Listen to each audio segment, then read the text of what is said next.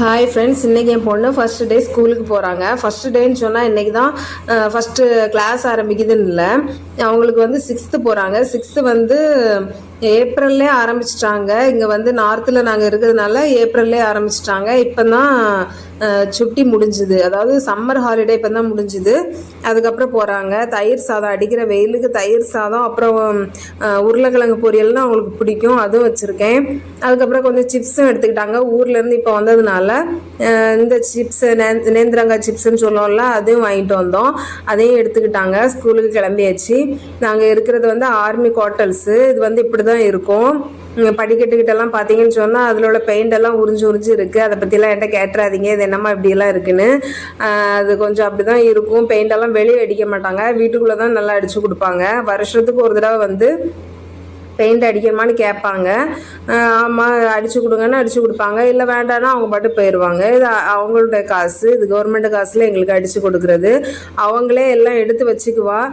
அவளே தேவையான பொருளெல்லாம் பேக்கில் எடுத்து வைப்பா. குளிக்கிறதா இருக்கட்டும், ட்ரெஸ் மாற்றுறது, தலை கெட்டது மாத்திரம் நான் பண்ணி கொடுப்பேன், மற்றதெல்லாம் என் பொண்ணே பார்த்துக்கிடுவா.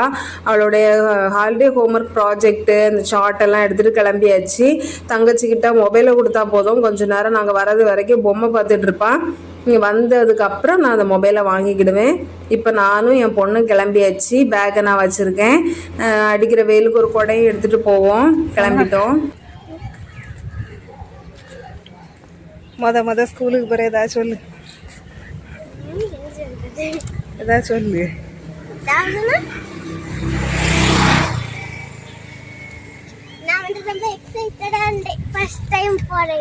அப்படியா? திரும்ப சொல்லு. திரும்ப என்ன நடந்துச்சுன்னு சொன்னால், ஹோம்ஒர்க் தான் கொஞ்சம் அதிகமாக கொடுத்துட்டதாக சொல்லி சிரிச்சிட்டு வந்தா. அதுதான் சொல்லிட்டு வந்தோம்.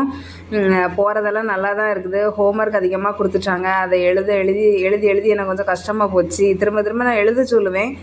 வேறு என்ன பண்ண, போகிற நேரம் பிள்ளைய திட்டுவாங்க, எதுக்குன்னு சொல்லி எழுத சொல்ல. அதை தான் சொல்லிட்டு வந்தா. சாப்பிடு. பாய். நல்லா படி.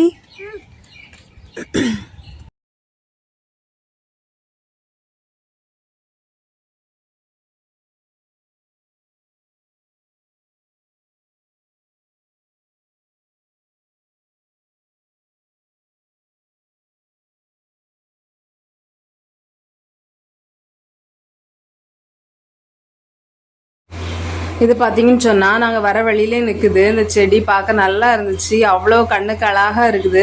சாயந்தரம் வாக்கிங் போனால் அந்த வழியாக தான் சுற்றி வாக்கிங் போவோம். அதெல்லாம் பார்க்கறதுக்கு வெயில் இல்லாத நேரம் அப்படி சுற்றி நடக்கும்போது இதெல்லாம் பார்க்க அவ்வளோ அழகாக இருக்குது. என்ன செடின்னு தெரியல, பேர் தெரியலை, ஆனால் பார்க்க அவ்வளோ நல்லா இருக்குது. ஓகே ஃப்ரெண்ட்ஸ், இதோட இந்த வீடியோ முடிச்சுக்கிறேன். இன்னொரு வீடியோவில் மீட் பண்ணலாம். பாய்.